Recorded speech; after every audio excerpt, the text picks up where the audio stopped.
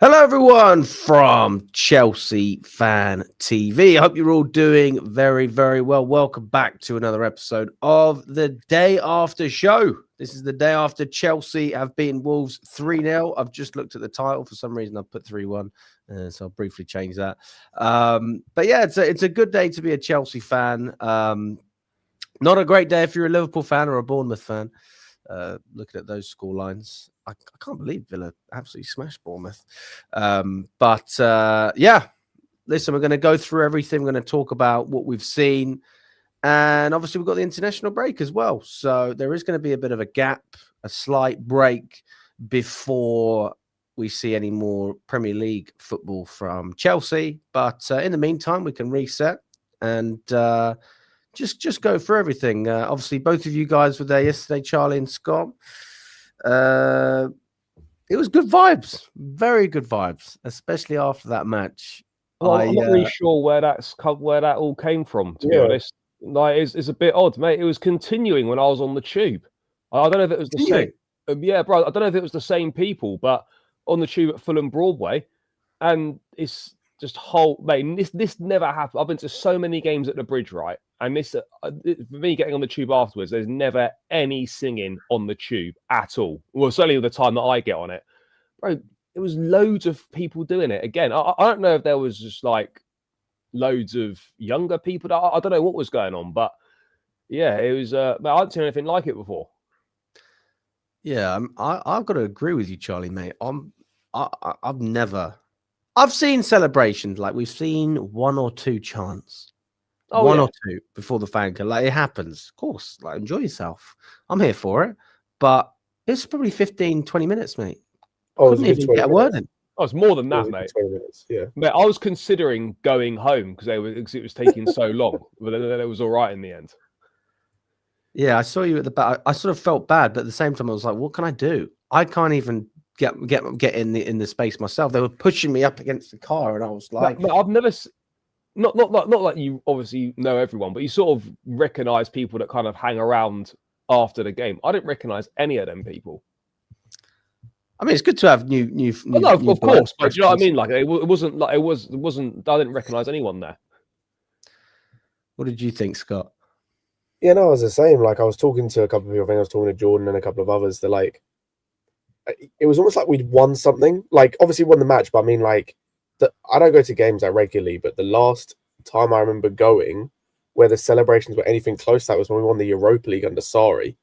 It was like that. It was like, oh, we've actually won like a trophy, but we just beat Wolves, who are the worst team in the league, 3-0. Like, that's all that had happened. And yeah, it was like 25 minutes, I think, worth of chanting and singing and jumping around. It was just, I was like, all fair enough, which seems like the kind of wrong time.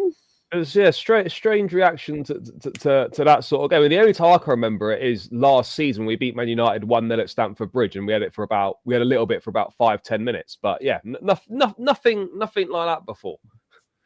That was a very look. Do you know what? It's pleasant, isn't it? It's pleasant, but at the same time, it's like, and Jacob said this as well.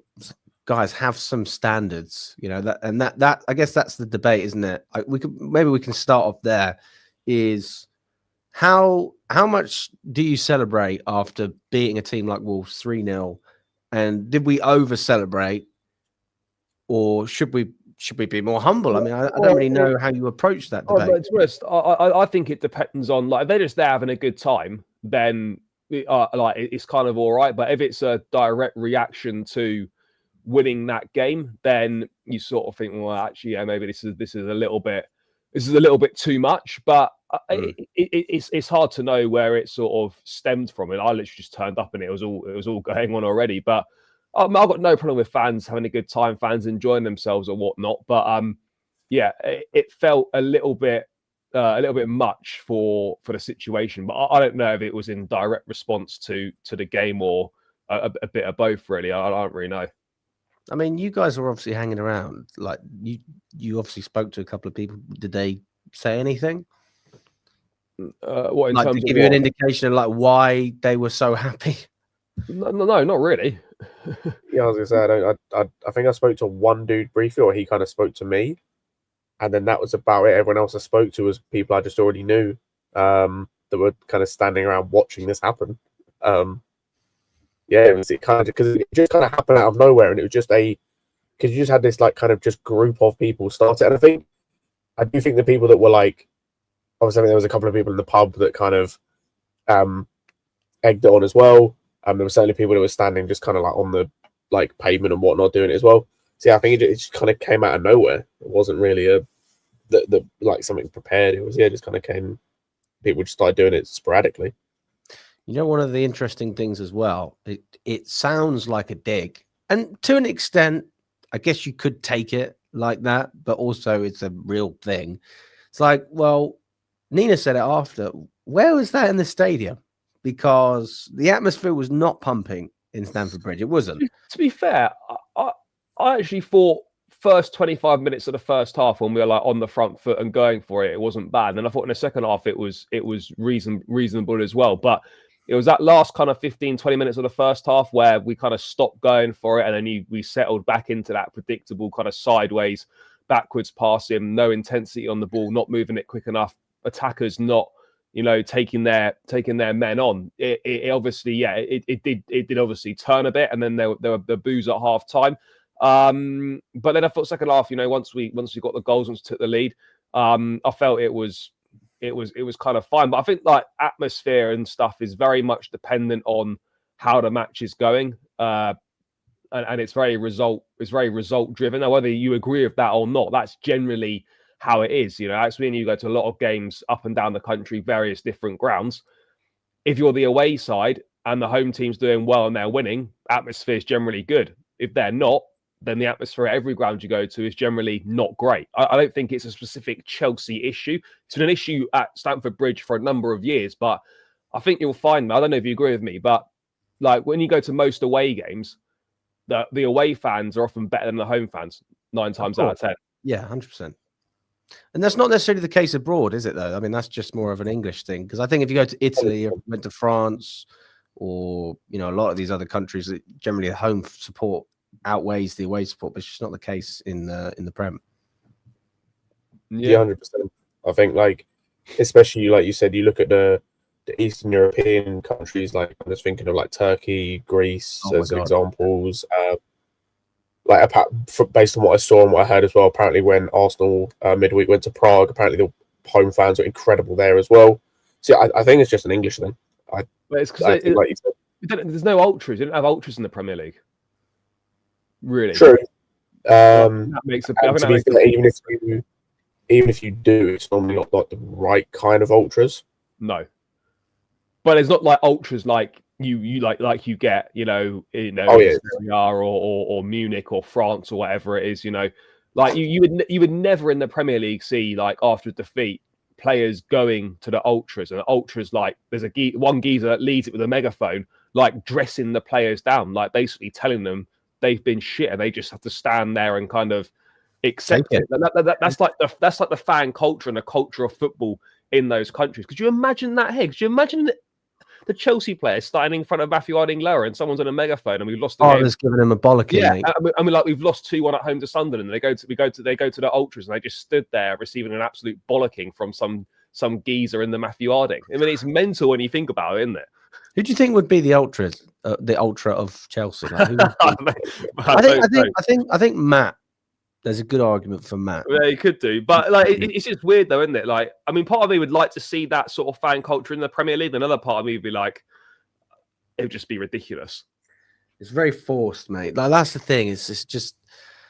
I get you want to create an atmosphere. I mean, there is one team who has Crystal Palace. They have ultras. But a tiny little ultra section, but it's a bit weird. But that's like the only. Haven't they brought in ultras at Arsenal as well? Or did they get rid of that? There was a little ultra section at the Emirates, isn't there? I mean, I'd hardly call it ultras. They just they all dress in black and they have a drum and it's like, mate, do we need a geezer with a drum at the bridge? Maybe we do.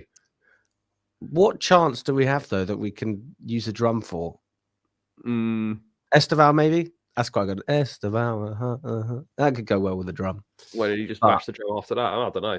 That's about it, really. I mean, you can't do it for Carefree. You can't do it for Chelsea. Unless you just go, Chelsea.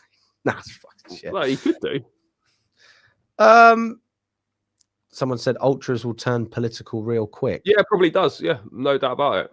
What does that That's mean? what I mean when in terms of in this country, like it's unfortunate, but like I don't think the ultras would work because there would just always be people involved in it that would turn into something stupid. Like I don't think you could actually trust. Unfortunately, I don't think you can trust the majority of British football fans to be sensible in that sort of situation. And the one thing you can say about European fan culture and those ultras in those leagues is they actually do understand the game. They do understand the football club, and they're not gonna be hurling abuse at players. Could you imagine, like, in a Premier League game, you know full well, like, if there was an ultras dressing down like there is in Europe and stuff. I don't trust anyone to actually be constructive in what they're saying. They just be swearing and shouting abuse, and it's just like, it's just that's just not going to run. The closest I can think of that happening in Europe was the Curva Nord of Inter Milan did it to Icardi when he was their captain years ago. That's the closest I can think of it happening. What did he do? Did he actually say? Oh no, so he's the dude that used to be married to what's her name? That like Wanda. Female. Wanda, yeah. I know who Icardi is. Yeah, Wanda. Yeah, but yeah, like I think he was obviously he was the captain. I think there was issues between them. There was like he just wasn't performing and like just look like shit on the pitch. And yeah, I think some of the section, I'm trying to remember what it was, I think some of the section of their ultras were getting pissy at him, and I think they had a banner out for him. And yeah, but that's the closest I can think of in terms of directed at a player specifically. But as again, he was their captain and he was underperforming and whatnot, so I kind of understand it. Don't actually remember what was said. But yeah, that was bad. But yeah, outside of that, I agree with Charlie. It's mostly at the whole club as a whole or the team, rather than any individual player, which I feel like part of what it would be in England is just directed at players. Like for example, last season, there's a part of me that thinks Noni would have got a large brunt of it if we had an ultra section, and who else, like Enzo for the first 3-4 months, or like Cucurella in his first season. Like it wouldn't have been at the club sort of thing.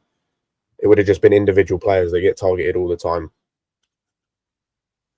No, I'm with you on that. I get the thing. If you go to matches, you understand why fans are hurling abuse, especially if you've had a drink, because it's frustrating and you want to win. And there's moments where you think there's something obvious that a player should do, and they don't do that, or they do the polar opposite. But then if you do just sit and watch the game, you're like, oh, well, he's made a mistake and he's going to come back. And you have to try and balance both sides. Big up to Thomas as well. He says, voice is gone today, can't speak.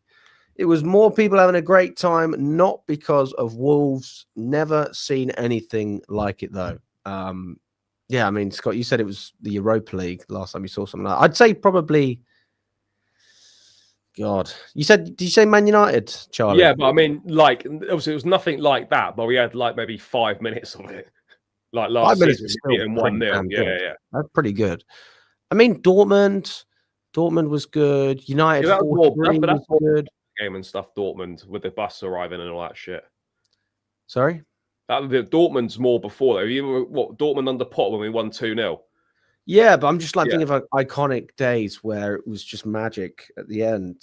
I mean, we've had a few, but it's only a handful. Yeah, it's not many.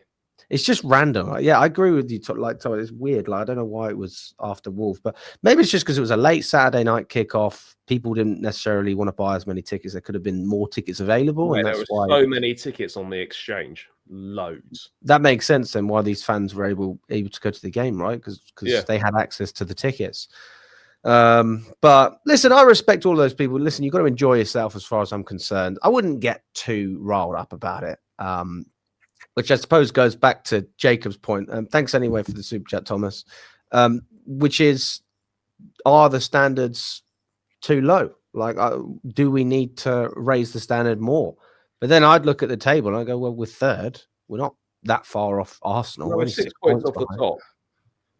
And I don't think, mate, those like that stuff last night hasn't got nothing to do with standards. But look, 6 points off the top. We're in a decent position.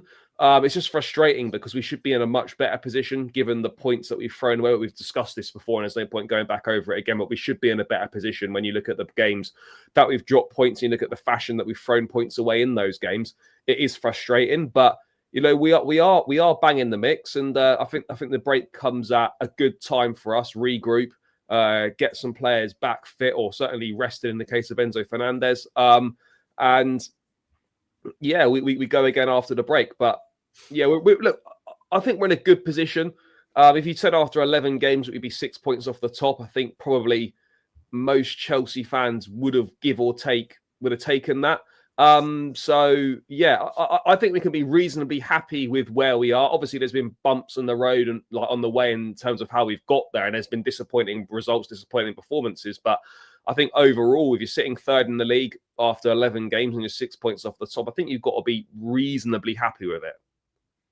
I think we'll move on after that one, guys. But yeah, let us know what you think in the comments about the atmosphere during the game, before and after as well, especially if you went to the match. Let's start off with a positive, shall we, guys? Let's start off with a positive. Let's start off with Estevao. This is the guy that everybody wants to talk about. I had someone say that he should be the prime minister yesterday. I don't know if you see that clip. That was unreal, to be fair. That was like that was an iconic moment. I'll remember that one for a long time.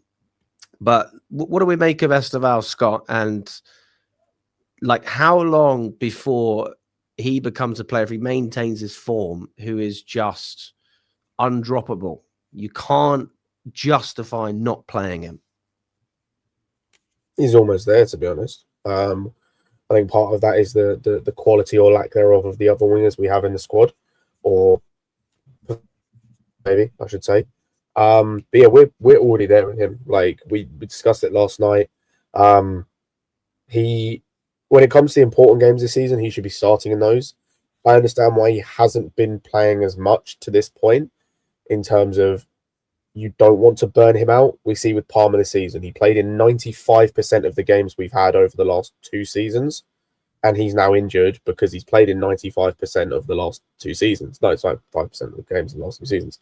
So you don't want to burn him out, obviously, with him being young, and obviously he's in a country, like a new country, new continent for the first time. But there comes a point where there's only so much you can give in terms of, yes, I don't want to burn him out, but he is right now on form. He's comfortably, or you could argue he's in our top 3 or top 5 players in this team in terms of the whole squad. And you can't keep those players out of the team. It's the same. What he's doing to the attack, I would argue, is in a similar mold of what the guys like Cucurella and James are doing for the defense. And they have to play every week because they're our best players in those positions. So he has to be playing every week. Yes, like I said yesterday, and you mentioned this as well, we've got the international break now. So we've got a bit of a break in terms of, okay, maybe Garnacho and Neto were starting every week because that's just how it had fallen in terms of rotation. That's fine. Now you've got this break. When we come back to Burnley, we need to see who's going to be the starters going forward. Is it going to be, Neto, Garnacho? Is it going to be Estevao, Gittins, or is it going to be a combination of either of those 2 pairs? Whoever it is, it should include Estevao. Now, for Burnley, I actually don't think he should start, but that's because I want him playing Barcelona, and then I want him playing Arsenal. Okay. And then you can rest him for Leeds, because that's fine, because we should beat both Leeds and Burnley without needing him to play. I know we struggled against Wolves, at least for the first half. Well, I say struggled. We didn't score in the first half when he wasn't playing, but yeah, we shouldn't need him to beat those 2 teams, and I think we do need him to beat those other teams I mentioned. What do you think, Charlie? No, look, I think Maresca himself has said, that Estevao is ready to play more games, to start more games. I do think the only reason he's not starting more regularly is purely, as Scott mentioned, like a management issue, a load issue, that kind of a situation. You don't want to throw him in, too quickly and kind of run the risk of burning him out or whatever. But right now, I think he's bordering on needs to be playing. I'm not saying he has to play 90 minutes every time, but you're almost at a point now where he needs to be starting games. I think that I can understand why he goes with a Neto and say a Garnacho for bigger games at home or big away games, because of what they also bring off the ball, whether people like it or not. The work off the ball is really important in modern football, and Estevao has got good off the ball work, but perhaps not to the level of a Neto or a Garnacho. So I can understand why in the bigger games perhaps he's not starting, but ultimately the difference he makes to the attack, that the lift that he gives the stadium when he's on the ball, the lift he gives it when he comes on. I mean, like yesterday, him coming on, the ovation he got when he came on was like we'd scored a goal. You know, the fans love him. People genuinely appreciate how good he is. And this, I said to you last night, this is kind of the first genuine superstar I've had in a long time, that a player that kind of gives you the same sort of feel as maybe an Eden Hazard did. You know, you've got that genuine superstar factor. Now, obviously, he needs to be managed. Obviously, he's still got a lot of developing to do. But I think for me personally, for example, a game like last night, right? You're at home against Wolves. Okay, you know you're going to have a lot of the ball. You know they're going to offer very, very little attacking wise. You know the fullbacks aren't really going to get forwards. For me personally, in that sort of a game, there's no need to start a Pedro Neto. You don't need that kind of winger in this sort of game.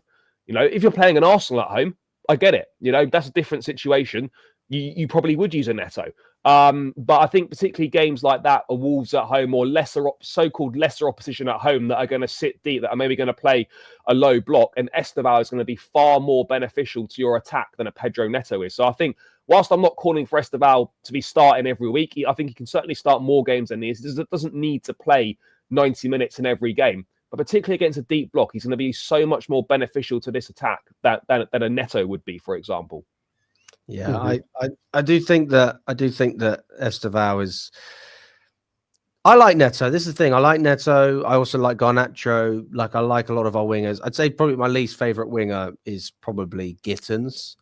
If I had to choose one, that doesn't mean I don't like him, but you know, I don't really mind if he doesn't start, and I don't trust him fully yet. I know what I'm going to get with Neto. This is the thing. Like I was saying to Nina after the game, I was like, because we were obviously praising Garnacho. We'll get to him in a second, but I was like, they're kind of polar opposites in a way, because I know what I'm going to get from Neto, and sometimes that's underwhelming, and sometimes that's exactly what I want. But it is pretty much the same thing. He's reliable. He works hard. He defends, and you know he can put crosses in, and I think he's quite good on the counter attack as well. But with Garnacho, I feel like there's a player that sometimes is going to give me a lot, and sometimes, you know, you're going to have games like Forest where you just feel totally underwhelmed. And I think that's almost the choice that you have to make in a way, if you were comparing those two players.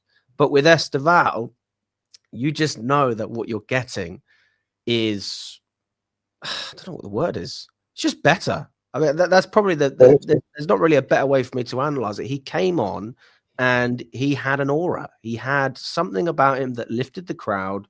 And as soon as he comes on, gets an assist for João Pedro straight off the back. And there's no surprise either. It's not even like it was made just by the team. I mean, it was him. It was Estevao that made it happen. And then João Pedro gets his goal. And this kind of goes on to another conversation, which is that going to help other players having Estevao on the pitch as opposed to Pedro Neto? Because, yeah, of course it is, because the rest is talking about defending, but if we're not scoring, then there's no point of having these players on the wall. But I think like the crowd and the fans like react to him and love him because he plays with a fearlessness. He's direct. He gets on the ball and he runs at people and he takes people on. I've always said I've got no problem with a wide player giving the ball away if the intentions are there to get past your man, the intentions are there to be direct. So I know you can't take your man on every time. I know you can't go past someone every time, and you are going to have to recycle the possession every so often. But his first thought is to be direct, take players on. He's got the skill, he's got the footwork to do it. And that's why people have warmed to him so much and like him so much, because you want to see your wide players be direct and take people on. And that's what he does, and he does it very well. And he makes things happen. He's got the ability to beat a man. He's got the ability to run with the ball, to carry the ball. And you know, despite being such a young age, he's got that ability where he's making the right decisions in the final third as well. So it's not just a quality thing; it's the fact that he's proactive and plays on the front foot. A lot of the frustration at Stamford Bridge, I feel, comes from us being passive in possession, us moving the ball slowly, and us constantly playing backwards and sideways rather than trying to play, an incisive pass, or rather than a wide man, taking his man on. That's where a lot of the frustration comes from. If you play on the front foot in your direct and your first thought is to take someone on and beat a man, then even if you give the ball away, like, fans aren't going to be as annoyed because you're playing with the right intentions. And that's, for me, is where Estevao is so far ahead of our other wingers, is that he constantly plays on the front foot. 100%. Yeah, I think it's cool. I don't think it's just even that. It's he's got the quality to do it, because I think you see yesterday, he comes on, does more in 2 minutes than Neto had done to the entire game up to that point. And I look, when I compare like him and Garnacho in yesterday's game, and this isn't a criticism of Garnacho's game yesterday, because he did have a very good game, but they both were attempting to take on their fullback multiple times. The difference in the quality meant that Estevao was doing it successfully way more times than Garnacho was, because of his quality. So even, because I agree with Charlie, the intent there is correct. What you get with adding quality to it is you get a success rate of 80%, 90%, and at least they're doing it. If we're going to break down low blocks, you need your wingers to be able to, number one, beat these guys 1v1. Number two, be in spots where, like, Estevao comes on and immediately gets 2v1 for the assist, and it doesn't matter. He still finds an opening and gets the assist. You need that, because if someone's 2v1ing him, like, say, for example, in the game yesterday, like, he's got the wing back, and I think it was Totti was the left centre back. He steps out to defend as well. That's an opening for someone, whether that's Enzo making a run, whether that's João Pedro making a run, whether that's Gusto making his inverted run in. That's an opening. That's how you break down a low block. It's real easy for a team to set up against us when you've got a guy in Neto who just wants to put his foot on the ball, stop, maybe run past the player, but can't really beat them, especially if they're that deep in their own box or their own half, and they just want to cut back inside. You only need to have one defender to do that. Like, really. So it's so much harder to defend against. It's so much harder to kind of prepare for, because, yeah, you end up having gaps in your midfield or defense, and we have the quality in those areas, with Caicedo, with Enzo when he's on his game like he was yesterday, with João Pedro again when he's on his game like he was in the second half yesterday, to hurt teams.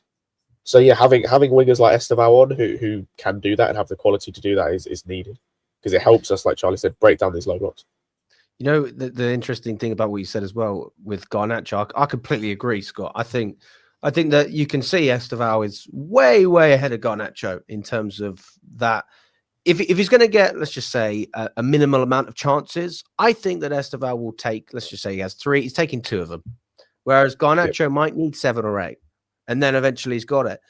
The thing that I like about Garnacho is he doesn't stop. And I think that, if I'm going to compare Garnacho to a player like Jadon Sancho, for example, who I think is an upgrade, by the way, I think Garnacho is an upgrade on Sancho, is the fact that he's willing to consistently go for players and try and make things happen. He's got more hunger than someone like Sancho. Like, night and day. Sancho, at the same age as Garnacho at 21 years of age, miles better footballer.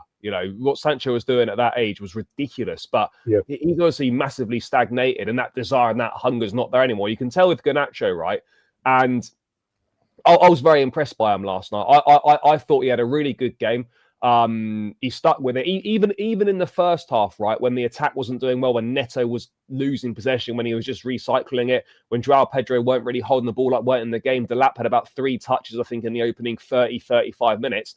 Garnacho was still the only one in that first half who was looking to take his man on, who was looking to run at the fullback, and that I was pleased with that. That impressed me to a degree. That's what I want to see my wide players doing. And in fairness to Garnacho, right, what also impressed me with him yesterday is his decision-making in the final third, and the quality on the ball as well. Because both times for those assists, particularly the Neto assist, the decision-making was spot on. Absolutely. And the weight of pass was spot on. Exactly the same with the cross from Malo Gusto. The delivery is inch perfect, so Gusto literally can't miss. He just needs to make contact with the ball, and he's going to score. And that's what we're looking for. We know we've got wingers that can put good balls into the box, right? But we don't see the delivery on a consistent enough basis. Both assists for Garnacho yesterday. They were both top quality in the final third, and he made the right decision both times. So, look, this is very much one game, but he's now 4 goal contributions in his last 4 games, and there is something there to work with. Now, I'm not saying that, oh my God, you know, he's worth the money, it's a great signing or whatever, but if we can get anywhere near that level of performance on a consistent basis, then there is very much something to work with there. Very much something to work with. And this was comfortably his best performance in a Chelsea shirt. Oh, 100%.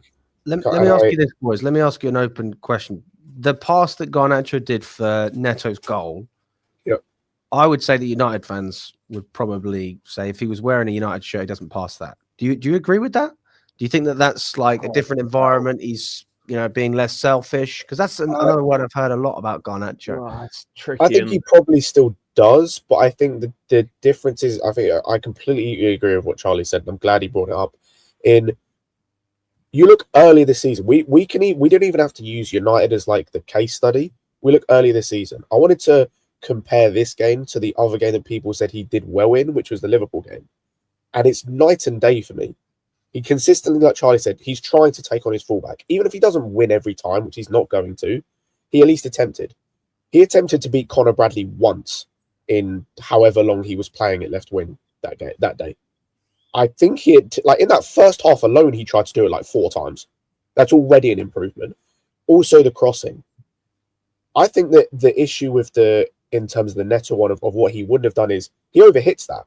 We saw it in games early this season. He's got in not necessarily similar positions, but he's got in positions where he's on the edge of the box on the wing, and he just hits it. Like there's no intent to it. That he's just hitting it as hard as he can in any sort of direction, hoping someone gets on it. Which, like, kind of cool, that works sometimes because you get a little chaos in the box, especially if there's a lot of people. But with that one as a Neto, it was weighted, it was measured, there was a level of intent to it of like, I'm putting this in a position where he can't miss. This is a first-time finish. All he has to do is hit it. And we have yet to see that from Garnacho to this point. It's mostly been kind of hit and hope. And again, comparison, you see what Neto does in this game and in previous games of like, he's just putting a ball in an area, hoping someone gets the cross in. The cross Garnacho puts in is perfect. It's weighted perfectly. The what's it called? The area it's put in is perfect. Like if Gusto doesn't get that, Neto's there to score as well. Yeah, like, there's 2 people there to score. Yeah, no, I'm with you. Because it's put in an area where someone can attack. It's not just let's put this somewhere in the box and I hope someone's there to get it. No, I know someone's going to be there. Yeah, he was excellent yesterday. Like genuinely excellent. If you watch the highlights as well, like everything went through Garnacho as well. I mean, obviously, I know Estevao came on and was fantastic, but he was the center of everything good we were doing. I will say that when we compare the Liverpool game, Scott, I think it's different when you're playing against Wolves because they don't really want possession, so you're able to just come again and come again and come again. Whereas against obviously better teams, you're not going to have as much of the ball, and it's a different type of scenario where someone's coming at you more so than sitting back and saying, all right, I'm just going to try and stop you from crossing the ball in, or I'm going to try and block your shot. So that's something that I'm sort of a little bit curious to see, especially when we play Barca and Arsenal. Because I think against Burnley, mate, I start Garnacho. He'll start because he's not going on international duty either. So I think he's a shoo-in to start Garnacho against Burnley. I agree. The thing I'd say where I disagree slightly is who he played against in terms of position. Like, yes, Liverpool as a team are better than Wolves, but they were playing Conor Bradley, and then at half time they put Szoboszlai there. Like, while I do agree it's going to be different in that sense, you're playing like tonight, for example. I didn't watch the game, but based on what I was hearing, Doku destroyed Bradley. Oh, he was unreal, mate. And that's what I'm saying. So Conor Bradley's not a good player. And we saw he got the yellow card. I think it was a dive, but he got the yellow card from the foul on Garnacho. He was there for the taking, and he just didn't do it. Szoboszlai is a number 10 playing right back. Didn't do enough.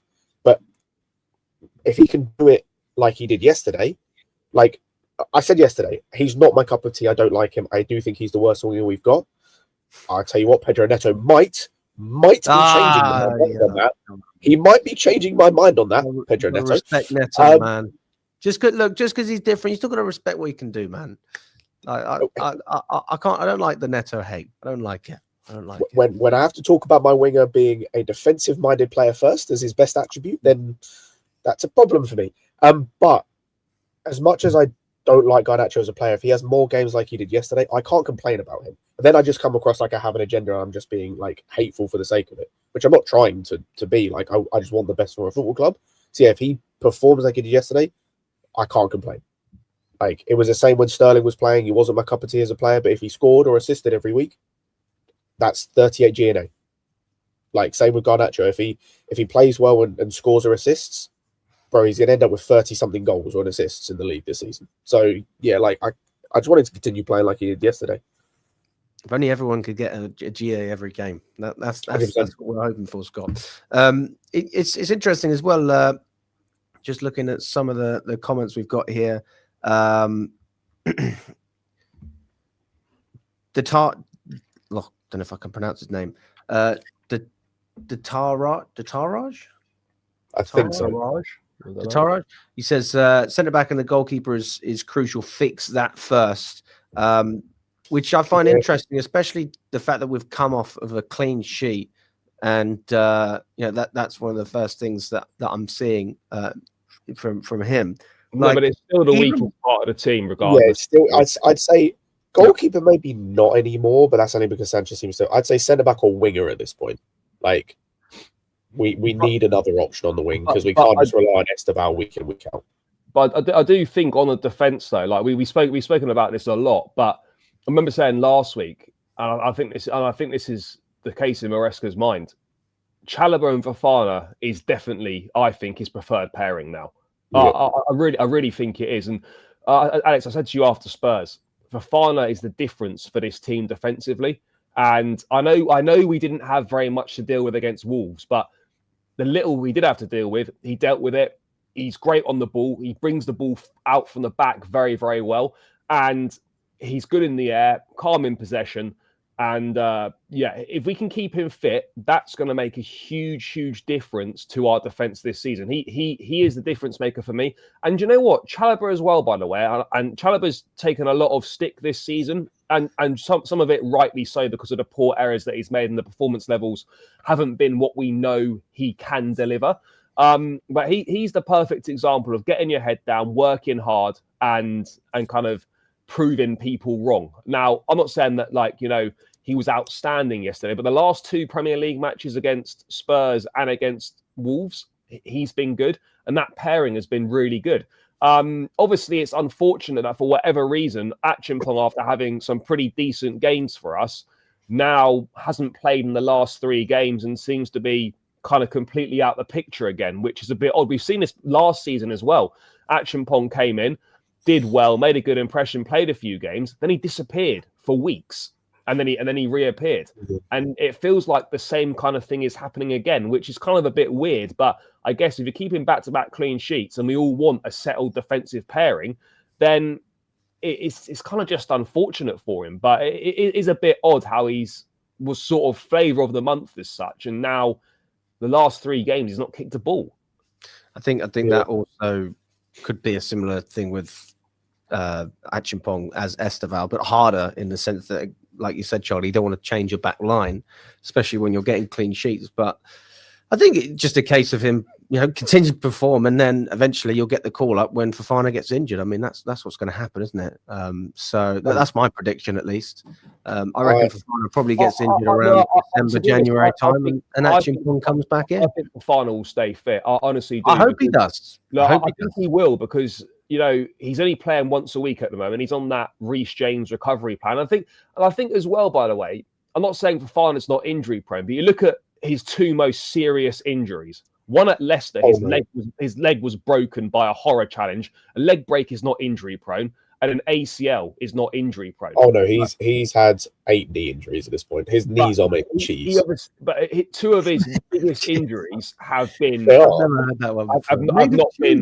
I've obviously not been, what you'd associate with. It's not like he's getting constant muscle injuries, for example. But look, we need him to stay fit. I think he will stay fit. And whoever Maresca wants to pair him with, Fofana if he's fit and available, he has to be one of the starting centre backs. And then if you want to do Josh, you want to do Chalobah, pick one of them and stick with it. Yeah, I agree. Yeah, I agree. I do think that Fofana, when he's fit, is definitely the guy to put in there. No doubt about it. December is going to be a concerning period, though, if we're being honest, boys, because there's just going to be so many fixtures coming every single week. I don't know if we'll have any, or maybe this is January, where there's some weeks where you'll have 3 games like, a week. you'll have like 3 and 7. Yeah. December's going to be interesting as well. It's actually going to benefit us in a way because we've got AFCON, and I'm praying to God that Tosin goes to AFCON, because then if he does, has he picked Nigeria? So he's picked Nigeria, and there was a report that went out that I saw. I can't remember when it was, that I think the Nigerian FA or the manager of Nigeria basically said if Tosin wants to get picked for the World Cup, it was Tosin and someone else. I don't know who it was. He has to play before the World Cup, which gives him in like March time, which like sure I guess, or AFCON. So if he wants to play in the World Cup, he has to go to one of those, and I would assume AFCON is probably the better chance for you to then play in the World Cup. So I hope he goes. If he is gone though, that leaves up with centre backs, and one of them is currently injured. Well, 5 depending on how you see Hato. But yeah, so it's going to be a lot of rotation. It probably means we see a lot of Josh, which would be good, which is kind of why I want Tosin to go as well. But yeah, that's going to be tough in terms of that rotation. But yeah, on the defense, I was going to say, there's no surprise. Like I know we weren't really tested against Spurs, and I know we weren't tested against Wolves, but to me, there's kind of no surprise that if you have continuity in your centre back pairing, the chances are you're probably not going to make as many defensive mistakes or be as all over the place. I think a lot. Look, you can still make mistakes, of course you can, but I think a lot of our issues have come from the uncertainty, people not comfortable in the pairings. You know, you get used to playing with one centre back, and then in a couple of weeks, then the next game, he's like, "Oh, they're either both switched out or one of them switched out," and you got to get used to playing with someone else. You know, I do think if we can just be consistent with the pairing and accept that whatever defensive pairing is out there, they are going to make some mistakes, but there's a reason why no team really rotates their centre back pairing, because you stick with it. And that's what you do. It's not like other areas of the pitch. You can play a different striker, or you can play a different wide player or whatever. One area where you do not want to be constantly making changes is at centre-back, because it just disrupts the rhythm and the flow of your game so much. Yeah, and I think part of it is, well, outside of just rotation, because you can sometimes get away with it. I think it's about having the right combination of players and having that player that knows when to be aggressive. And I think Fofana is that. It's Charlie, I think you said it on your fan cam yesterday, of he brings a calmness to the defense, and I agree. But yeah. I think it's what I'm about to say is going to make no sense, or might not make any sense, but it's his aggressiveness that brings that calmness, because you see against like what we've had with Chalobah and Tosin when they've played together, there's almost just a passiveness. Like no one wants to engage the strikers. No one wants to step out. No one wants to. Quickly on that, by the way, just very quickly. For example, if Fofana had been playing against Sunderland in that situation, if he'd been playing instead of Tosin, or he'd been playing instead of Chalobah, he gets tight to that defender. Or if he's in Chalobah's situation, he runs over and he deals with that, because he's aggressive and he plays on the front foot. Yeah, it's like when you're a girl on a night out and you're walking in the dark and you've got a big bloke with you. Nobody's going to come up to you, but if you're on your own, everyone's going to come. I wonder where you're going with that. Yeah, I mean, you could say that. Yeah, that's what Fofana is. Fofana's that guy. He's that guy. He's that guy. Yeah. I don't want Tosin with me on a night out. No, I do. Fair enough. I do then think I agree in terms of the analogy I think you're trying to make of like it does give confidence to Chalobah, because like we can say Wolves didn't offer anything, but we just played them a week ago, 2 weeks ago. They get massive problems. I was gonna say I saw Chalobah handled Strand Larsen better in 90 minutes than Tosin did in 30. We can say they offered nothing, but Strand Larsen was getting away, was getting some nice touches, and Chalobah was on him the whole time and dealt with him comfortably. And like I said, that didn't happen once when Tosin played. So yeah, I think that those two have found a way to work. There's obviously still things to work out in terms of like there's an issue still building out with Chalobah, but that's always going to be there. He's not left-footed, so that's always going to be a problem. But the defensive side of things, they've managed to make work. And like when you've got Burnley coming up, who haven't been great going forward this season, like they've been okay. That's another chance for them to build a bit of momentum. Same with Leeds, they've been okay, not great. That'll give them a chance. Because then when we face a Barca and we face an Arsenal, that's going to be the real test. Those are the big tests, yeah.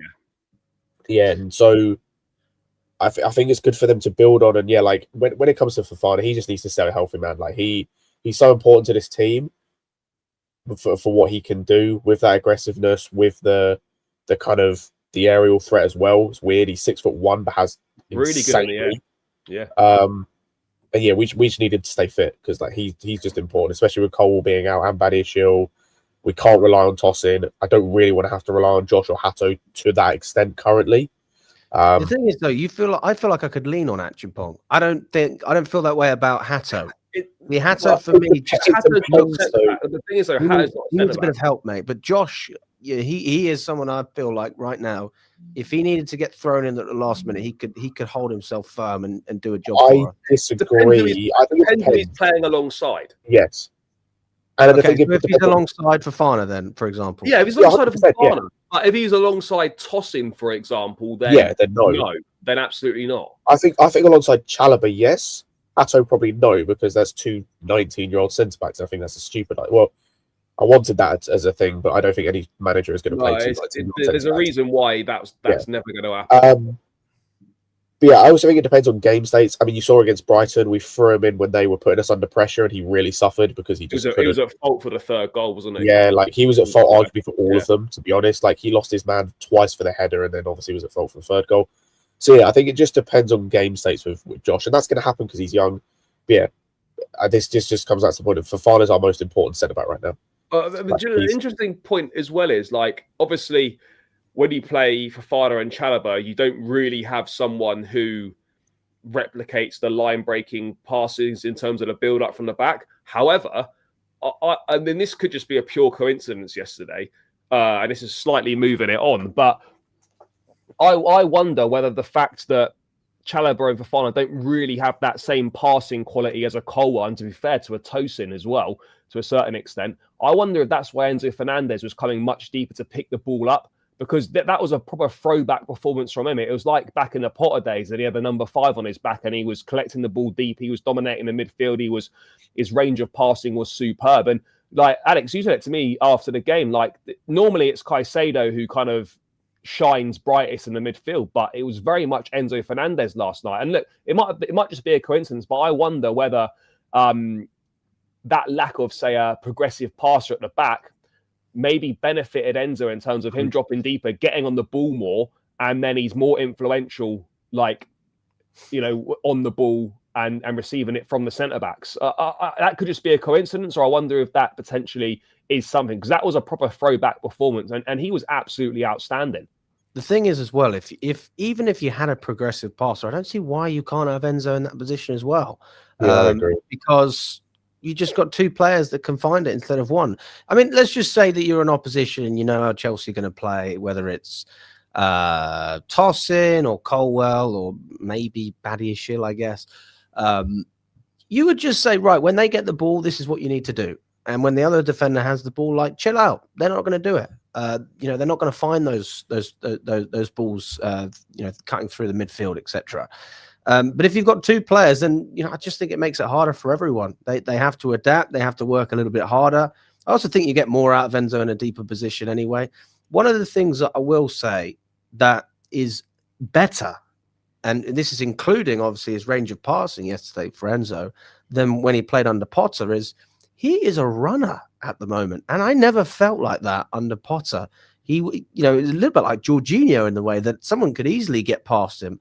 And I don't feel like that at the moment. I think, I don't know what the stats are, but Sunderland, you know, even when he come on in Baku, in Karabag, yesterday as well, I am seeing Enzo covering a lot of ground. That's always been a myth that has never actually held much substance at all. Like, you know, people would always say, oh, he's athletic, he can't get around the pitch. But you look at all the stats and like ground that he covers and runs that he makes and sprints and stuff in games, and that simply doesn't reflect that narrative whatsoever. And now I think people are finally waking up to the fact that actually, both stats wise and on the eye test, this guy covers a lot of ground. This guy can get around the football pitch, and this guy is also improving massively off the ball.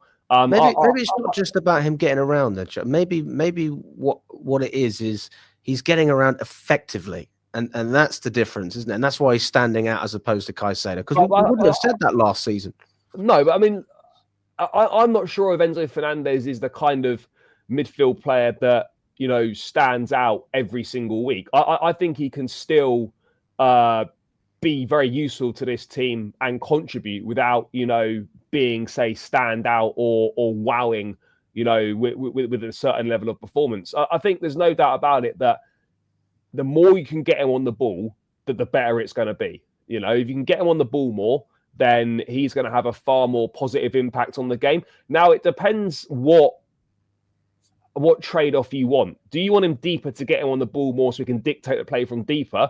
In which case, you maybe sacrifice the box crashing and some of the GA that we saw last season, or do we want that? And every so often in a game, if it dictates it, he can maybe drop deeper. Because I'll be honest, mate, the GA is so important from midfield because we have no one else in the middle of the park that gets you anywhere near the Enzo Fernandez GA. Caicedo doesn't, Andre Santos doesn't, Lavia doesn't. And then you're relying massively on the front three to chip in with goals. And none of our attacking players, bar Cole Palmer, are particularly prolific in front of goal.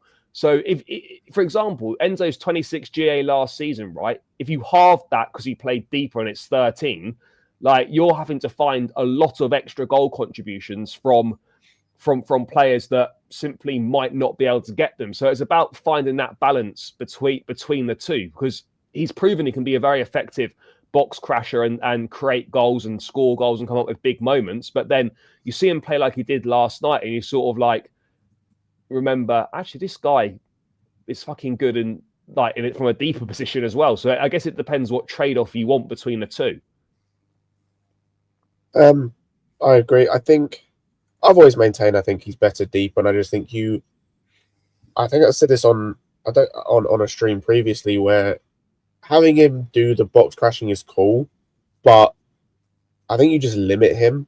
Like, I think you take part of what makes Enzo special, and I think what part of us were expecting to get when we bought him, like part of what he was doing for Argentina at the World Cup especially, and just limiting down to just kind of just kind of any kind of guy who was just arriving into the box late, score goals. I mean, it's like you can find that kind of fairly regularly, I think. Whereas I think allowing him to do more shows the kind of player that he actually is. I do think part of the issue with the GNA thing, it comes down to our attack in terms of quality. And I think like the Enzo quote that he's had previously, Maresca, I mean, where he's like, he prefers having a bunch of players score, like, was it 10, 15 goals each rather than having a 30-goal striker? Like, that's cool. But then you may have an instance where you're limiting a player because you just need him to get goals and assists because your striker isn't getting 30 goals and assists or 30 goals or whatever. And your wingers, because of the quality that they're at, aren't getting you that extra, like Charlie said. Let's say we need an extra 10 assists because Enzo isn't getting it. Well, wingers haven't shown the quality yet that they're able to get outside of Estevao, that they're able to get those 10 assists to make up for that.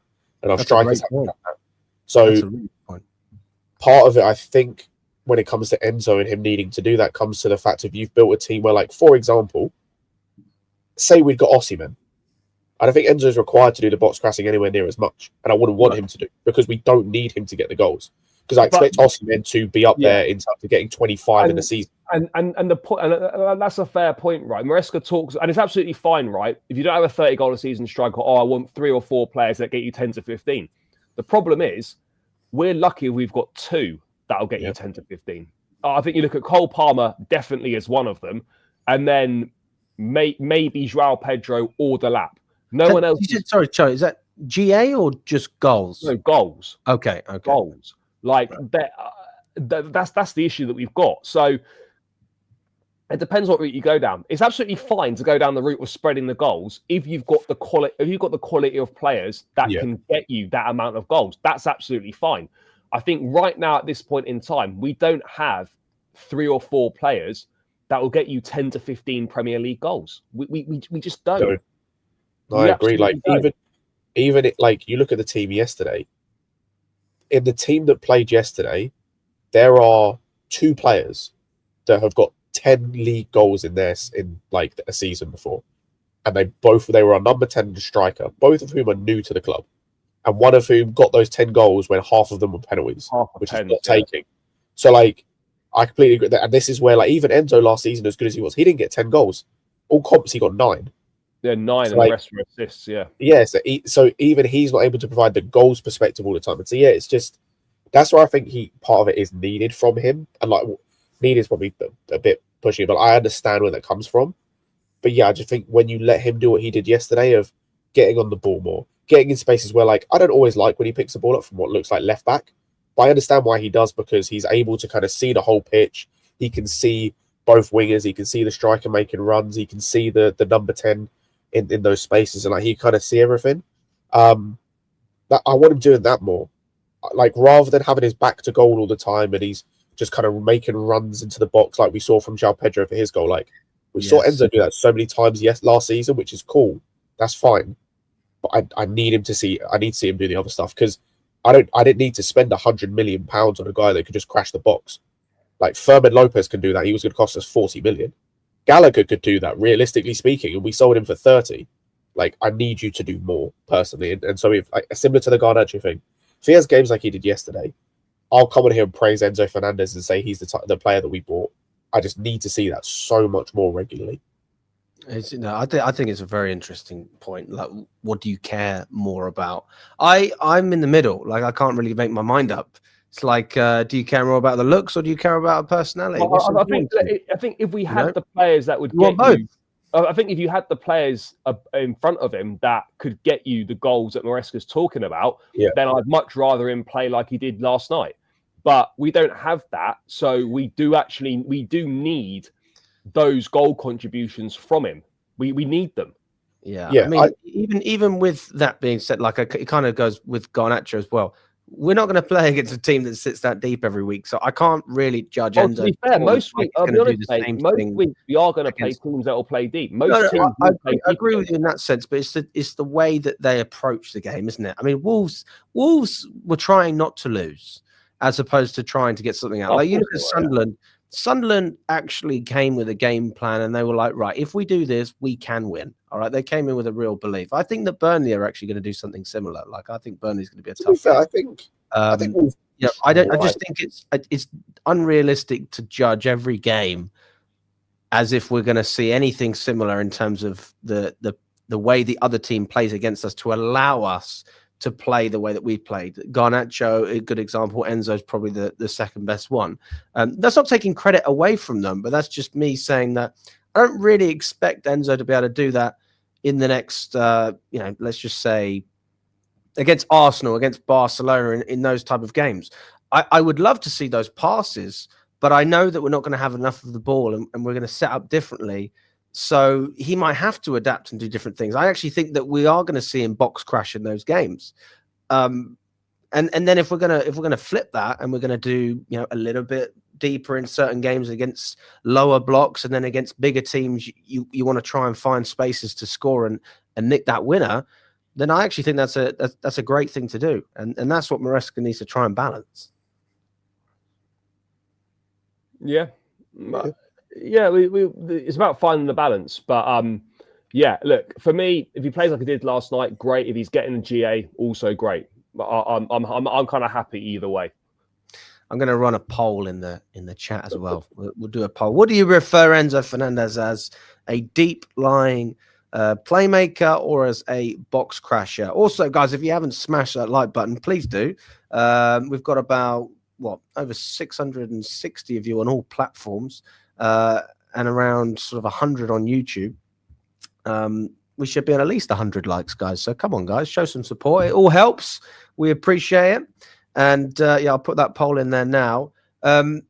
Guys, just while I put that poll out, what do we make about Caicedo? Because obviously we're talking so much about Enzo, but I don't think that's really diminishing what Caicedo did. He was fine. You know, he was fine. You know, he covered a lot of ground. He was intercepting, he was breaking play up. Yeah, fine performance. Not like, you know, wow, amazing, like you know, we've seen many times this season. But yeah, it was a good performance. I had no issue with it at all. I agree, and I think his performance was one more of like he did about as much as he had to, because I do think Wolves attempted a bit yesterday in terms of I thought their wing backs were trying stuff. I think the one element that you could say like they really did nothing was midfield. So yeah. Caicedo had nothing to do really, and I think whereas against like for example Karabag when he came on or Tottenham where he kind of had to be the one in midfield to kind of grab the game by the scruff of the neck and do a little bit more. That was Enzo. So he almost like could take a bit of a step back. Like it wasn't like he wasn't performing to the same level of Enzo because he just couldn't get there. It was kind of like, I don't have to, which I'm glad about. Like I'm glad he kind of got to have almost a night off in a respect. Because Wolves were doing nothing in midfield and then they brought that Manetzi guy on and they got worse.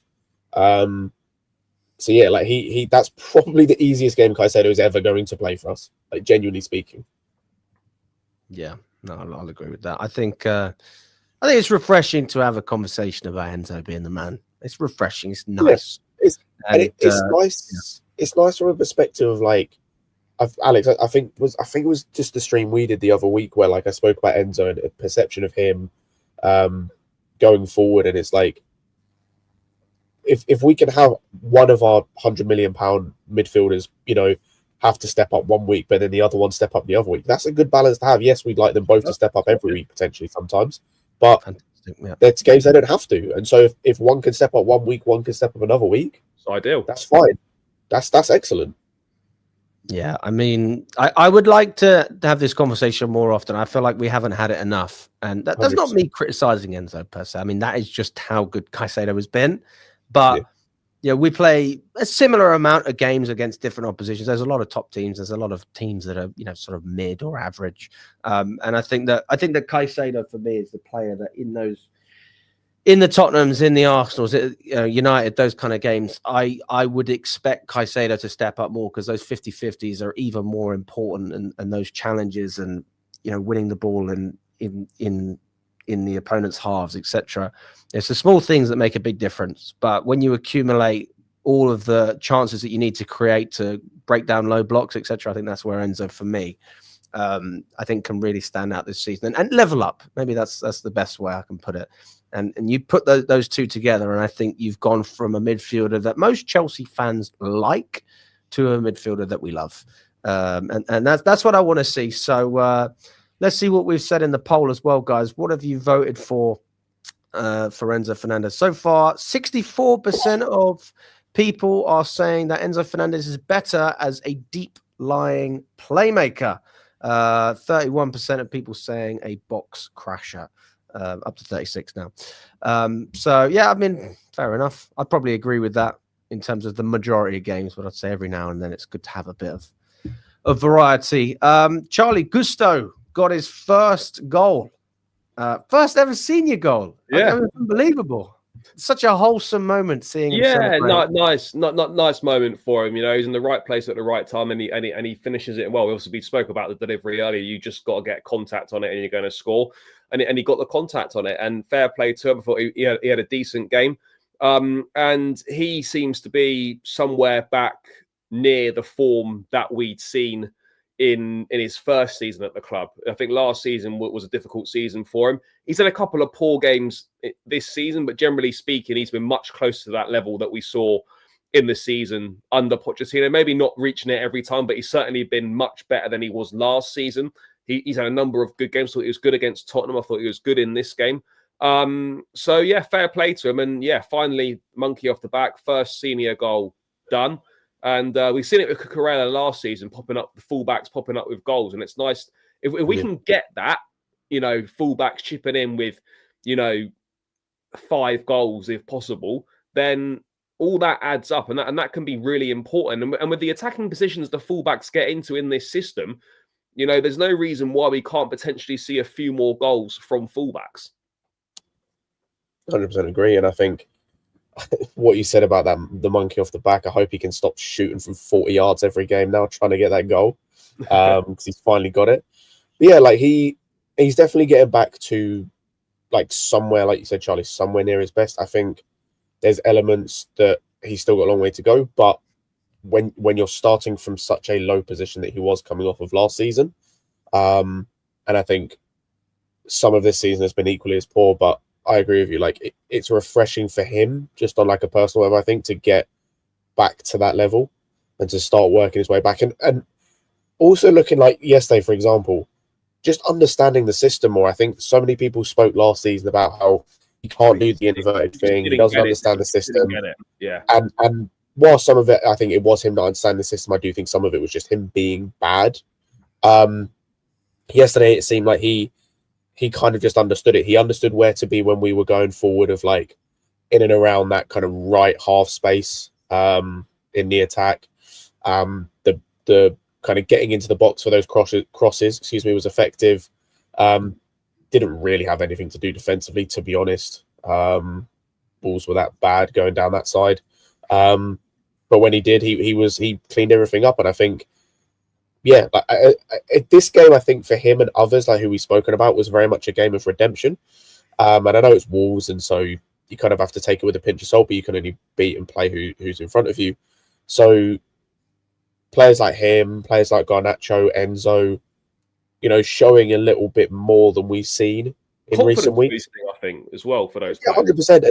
And all you hope is just they can carry on. Like when we play Burnley, I want to see the same level of performance. He's going to come up against a tougher test if he does play, because Anthony, the left winger they have, is just better than what Wolves were putting out. But you hope if he does play, he can perform well. He probably won't play against Barcelona. Well, he might play against Barcelona or Arsenal, probably won't, but then he'll probably play against Leeds. And again, that might be a little bit of a tougher test against Okafor, who's been good. But yeah, I just hope he carries it on, because ultimately, the more he carries on at this level, the more we can rest Reece James for these kind of games, which means the more ready he can be for when we have to face a Barcelona and an Arsenal in the space of 3 days. Cool. If he doesn't play Burnley, he can play both those games. Yeah, and then that's better for us in both those games. That probably makes more sense to do that anyway. Yeah.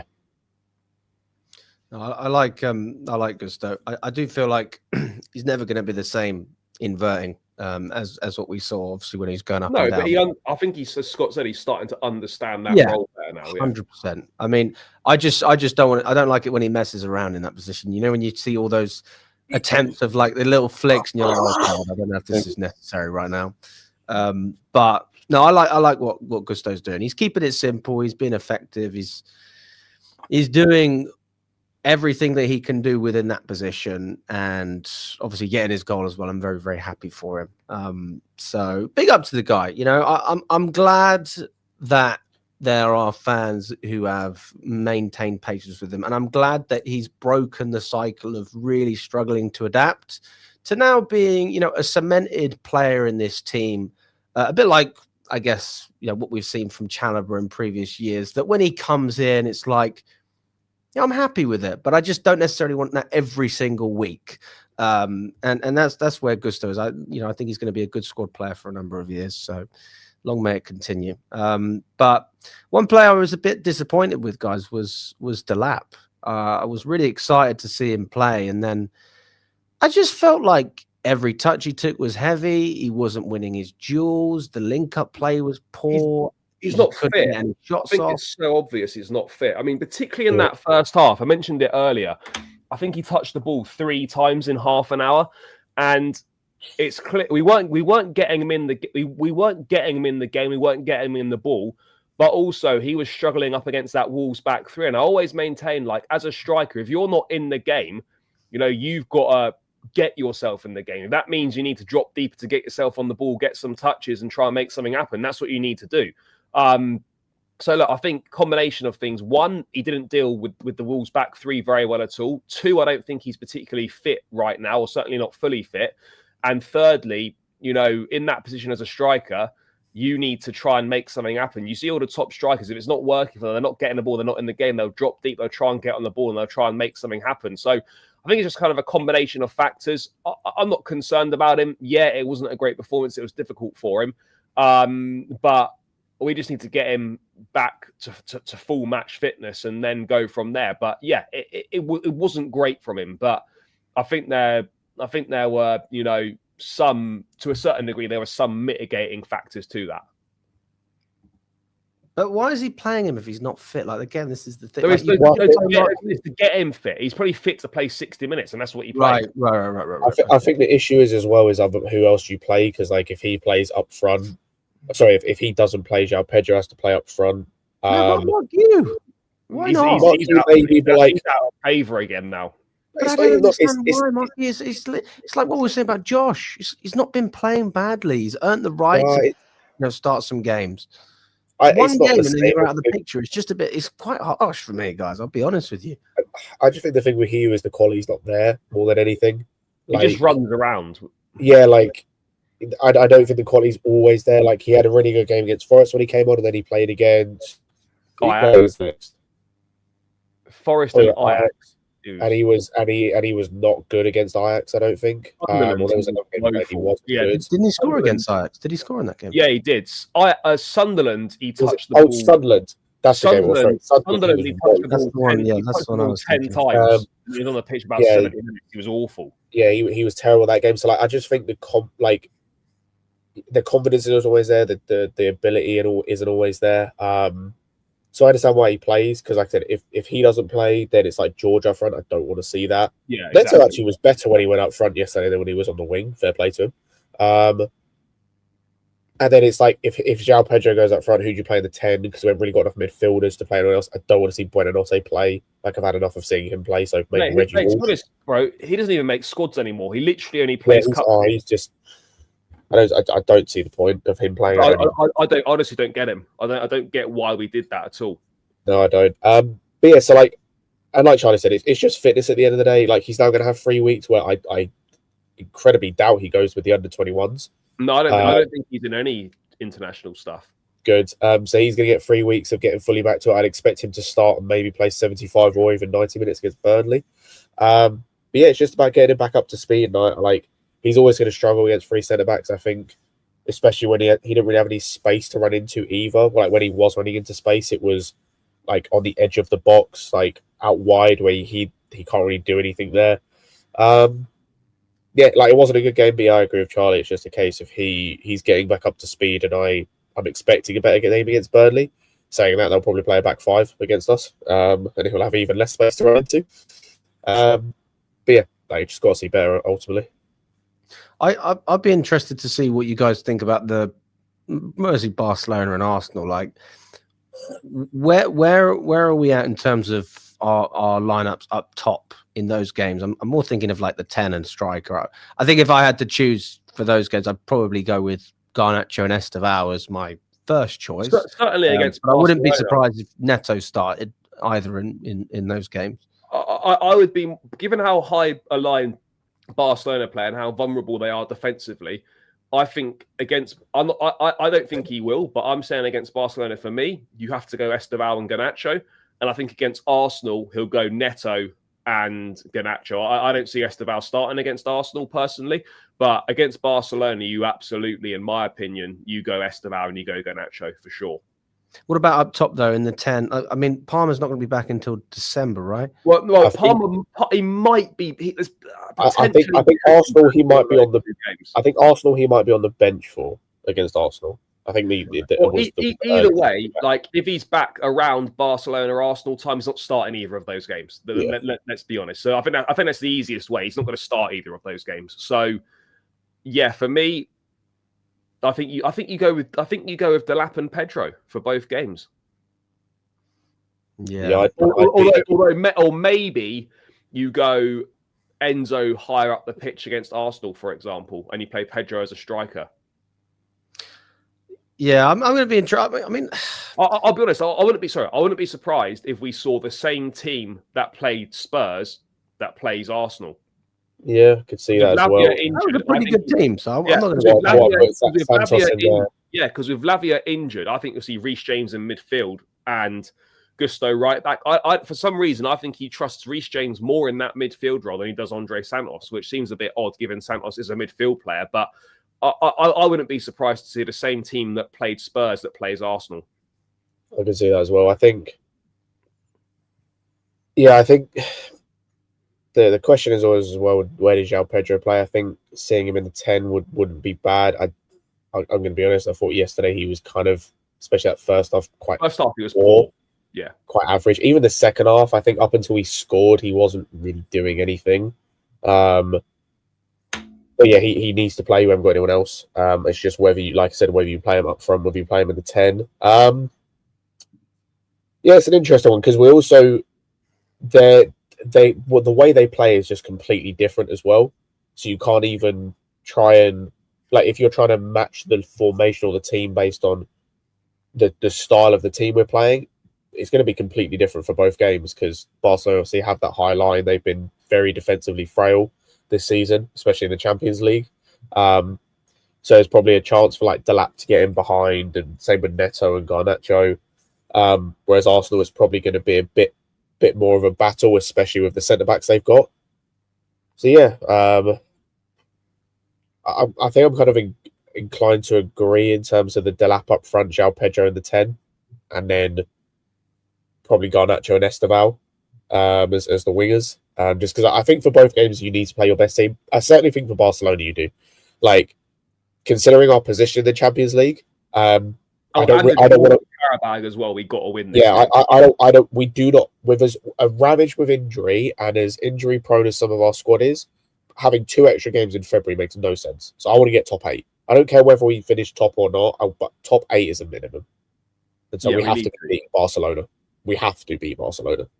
But it seems like they're not a bad team to play at the moment. I saw they drew against Club Bruges. Was it? Yeah, they concede a lot of goals. You can get at them defensively 100%. I mean, that seems like a game that's built for us. We love teams that come at us and then we can play into those spaces. We should be beating them. I feel confident that we can get a result against them, and that win would then, if we beat them, that then cancels out the draw against Qarabağ to an extent, because from Qarabağ and Barcelona, most people would have taken 4 points. They just would have taken it the other way round.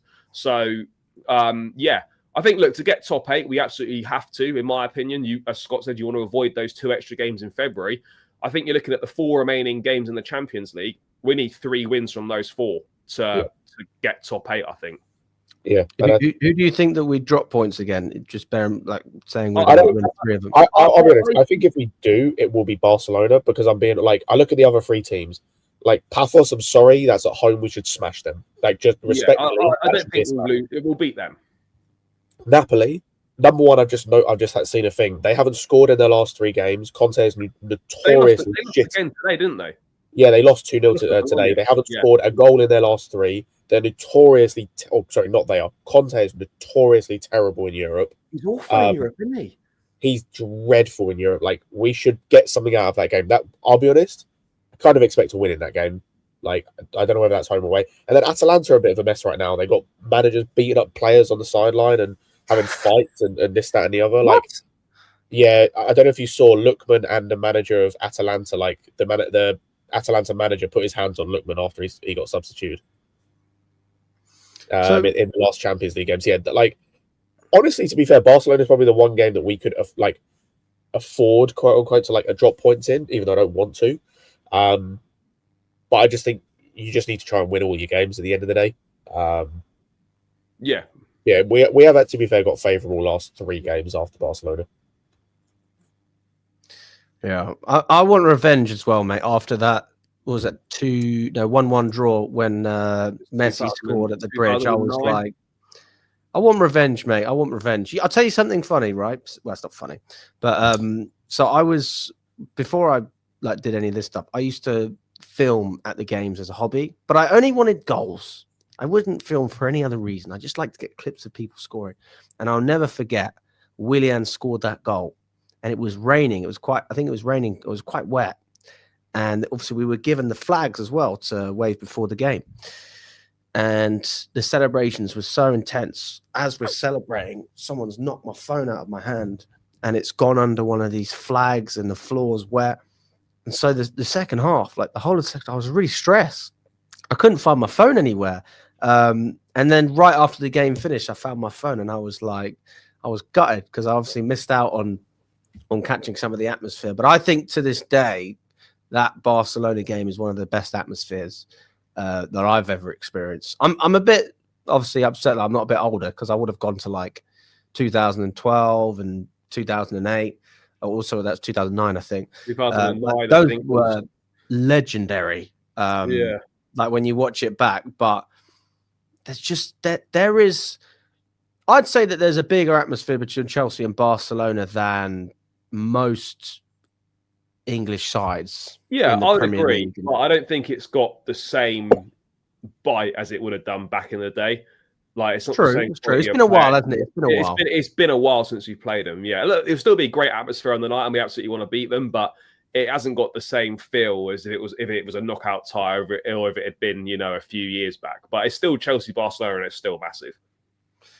Well, listen, guys, I think we're probably going to wrap it up there. But listen, really appreciate you jumping on, Charlie. Thanks for coming on, mate. Scott, always a pleasure. Thanks for coming. Good to see you at the game as well, Scott. Are you planning on coming to any more? Yeah, definitely. Like I said, I'm trying to get tickets. I think I've spoken to Fatter about going Brentford in the new year. Outside of that, like, I probably won't go to any around the Christmas period just because I've got plans with family. But yeah, certainly between now and like kind of middle of December, I'm trying to get to a couple more games. What about you, Charlie? You going to go to Cardiff and Newcastle? Oh, mate, come on, don't be silly. Don't be silly. Of course, Don't be silly. Of course he's there. He's buying all the beers. Of To be fair, Cardiff is a nice stadium. I will say that much. Yeah, Really? I've been to the Cardiff Stadium. Yeah, not to see Chelsea, but I've been to the Cardiff Is Stadium. that for Coventry? No, just when I went to uni in Cardiff. I just went to a few games. I didn't know you were a sheep shagger. Well, not really, no. But mate, away fans do bring inflatable sheep into the ground and do the. Do they? Yeah. Oh, I'm here for it. Mate, you'll have to bring an inflatable sheep when we play them in the cup. I'll have to get like a sheep outfit or something like that. I'd wear that. Yeah, works well, mate. Yeah. Do they take it well? Is Is it a bit of a low blow? No, I mean, yeah, it's quite funny, but yeah, I don't know how much they appreciate it. I don't want the Cardiff Ultras coming after me after. No, there's no danger of any Cardiff Ultras, mate. They're League One. Yeah, those are the hardcore, mate, because they're still actually following the team after 2 relegations. True. Anyway, listen, big up to everyone. Really appreciate everyone that's tuned in for the whole show. Smash that like button if you haven't already. Subscribe to the channel as well. We'll be back. We'll do some stuff over international break, but obviously the next game is Burnley. So enjoy the break, but we're going to try and keep you updated with everything that's going on. And we'll see you very soon, guys. All the best.